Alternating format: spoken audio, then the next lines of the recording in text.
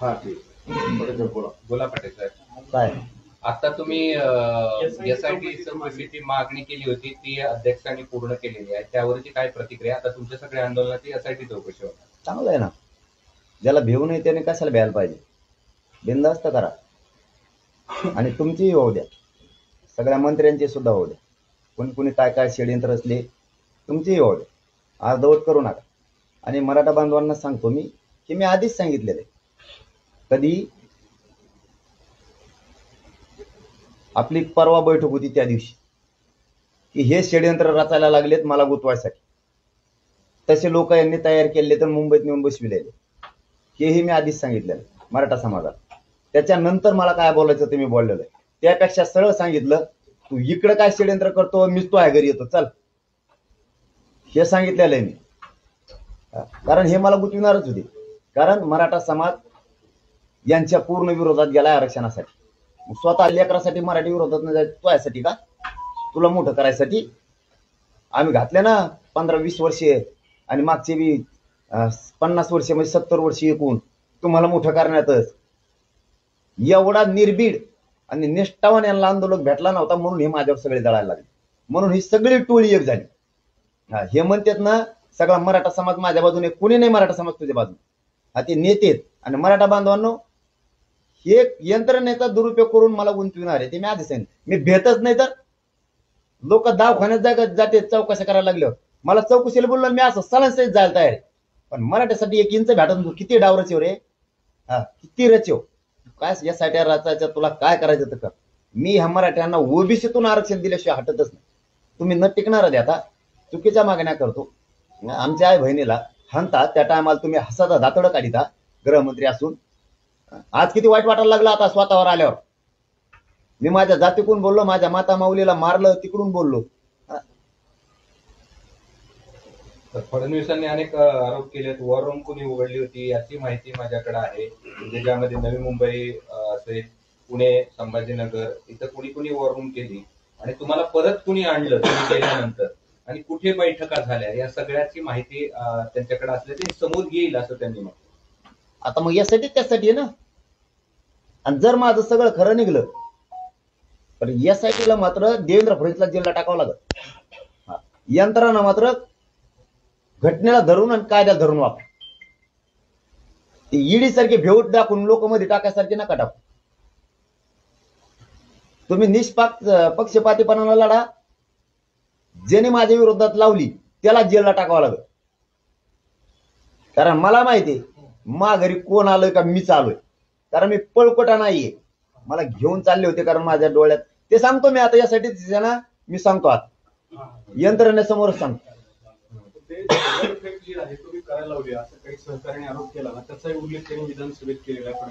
हो, त्याचं कामच ते. आता त्याला नेलं इथून नारायण राणेंनी मराठ्याचं वाटोळा करायसाठी.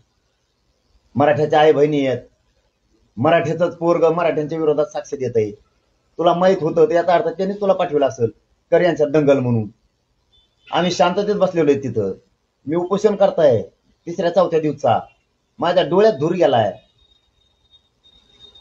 मला सुरुवात दिसली, नंतर काहीच दिसलं नाही. आणि तो सांगतो दगडफेक करायला लावली. त्यावेळेस कोणाला माहित नव्हतं पोलिस बी हाणणार आहेत का. ते घुसल्यावर सुरू झालं धडाधड हाणायला. त्याचे व्हिडिओ आहेत त्यांच्याकडे सुद्धा. त्यांचे सुद्धा त्या गुप्तचर यंत्रणेचे लोक व्हिडिओ शूटिंग काढत होते. ते आम्हाला माहिती आहेत. पहिल्या सुरुवातीपासून कवापासून काढत होती. त्याचंही नाव घेऊ आम्ही. ती बी शूटिंग आणा. त्यात जर तुम्ही काटछाट केली असली तर कोण हाणायला लावील.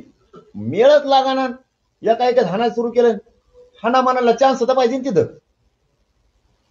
हे माहितच नाही आणणार आहेत. माहित असल्यावर तरी माणूस म्हणू शकतो बाबा आपण प्रतिकार तरी करा बचावासाठी. माहितच नाही.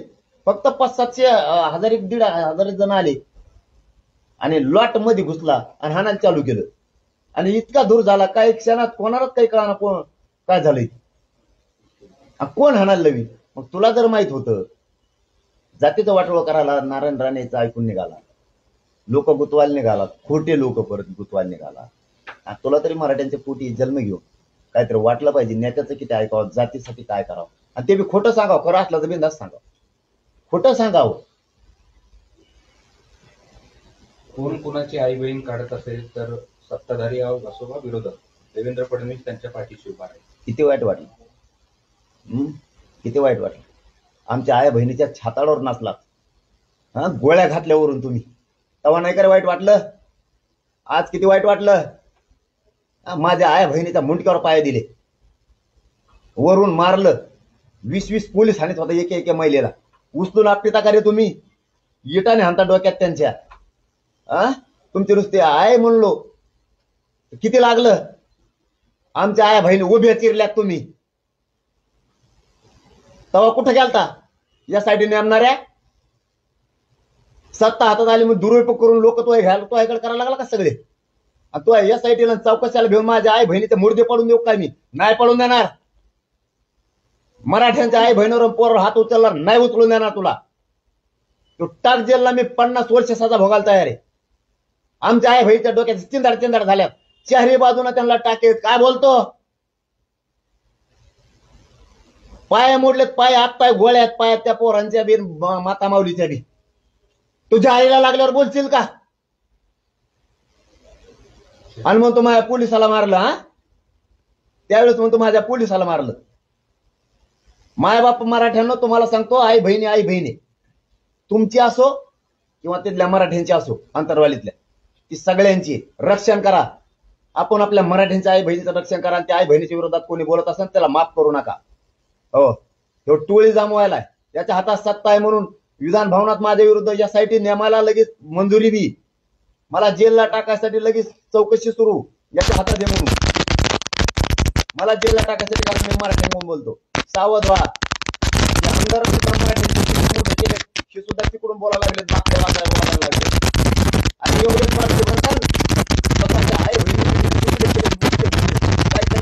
आणखी कंबरावर आवाज येतात. मुंबईला जाताना रॅलीत जाताना व्हिडिओ टाकलेला.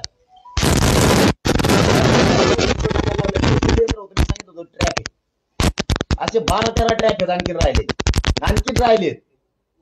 फक्त यांनी वापरले एक फुटून देऊ नका, याला काहीच करता येत नाही.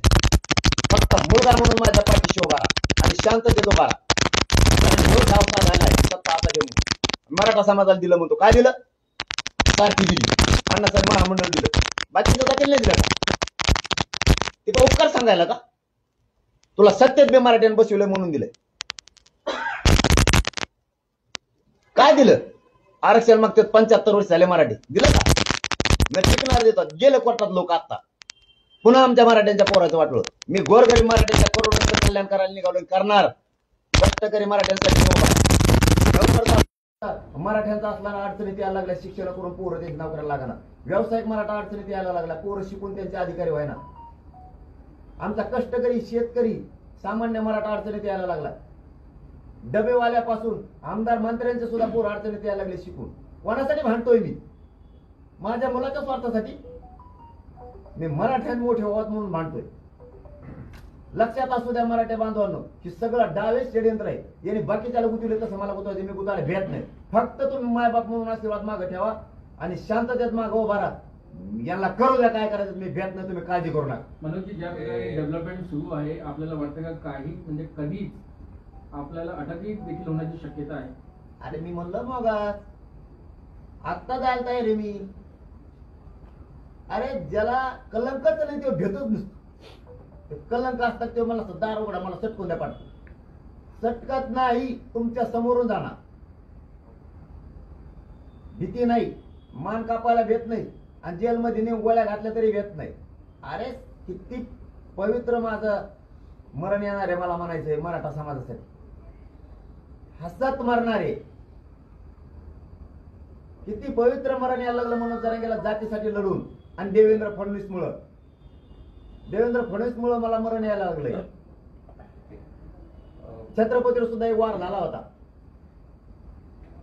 एक आणखीन प्रतिक्रिया, प्रवीण दरेकर यांनी तुमच्यावर आणखीन एक आरोप केला की शरद पवारांचे तुम्हाला दररोज फोन येत होते. शरद पवार साहेबांना त्याच्यानंतर मी कधीच बोललो नाही.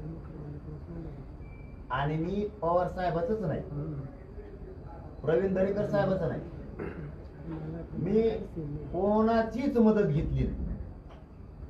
कोणाची? हा, ती आल्यावर मी टाकून द्यायचं ना. मला राज ठाकरे साहेबांची मदत, ना उद्धव ठाकरे साहेबांची मदत, ना बाळासाहेब थोरात साहेबांची, किंवा ना नाना पटोले साहेबांची, ना विजय वडट्टीवार म्हणजे काँग्रेस संत बोलतो वडट्टीवार साहेबांची, ना चव्हाण साहेबांची, आणखी कोण राहिले पक्ष, ना बच्चू भोकडूंची, ना प्रकाश आंबेडकर साहेबांची. त्यांची साथ आहे आम्हाला पाठिंबा म्हणून. याच्यात कोणाचीच मदत नाही, कोणाचीच नाही. ना शिंदे साहेबाची, ना कोणाचीच. आणखीन कोण त्यांच्यात ना अजितदादांची, आणखीन कोणते पक्ष आहेत त्यांच्या सगळ्यांना, राजू शेट्टी साहेबांची, ना सदाभाऊ खोत साहेबांची, ना आणखीन काही पक्ष असतील ना कोणाची, ना रामदास आठवले साहेबांची,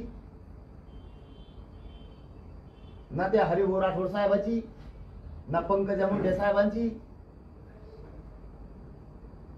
ना महादेव जानकर साहेबांची, ना पडळकर साहेबांची.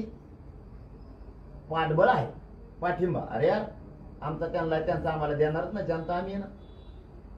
मराठ्यांना फक्त एकच विनंती, षडयंत्र रचलं हे तुम्हाला मी मुंबईला जायच्या रॅलीच्या आधी सांगितलं होतं. फक्त त्याविषयी स्पष्ट का बोललो? मान्य न्यायालयाने सांगितलं शांततेत रात्रपात केले, दुसऱ्याशी गुन्हे दाखल केले. म्हणून आपल्याला या देवेंद्र फडणवीस साहेबांनी मुद्दाम एसपींना आणि पीआयला सांगून करायला लावलं. दुसरं, 13 मार्चची मान्य न्यायालयाने तारीख दिली आपल्याला. एकाची 23 कसं काय झाली ती?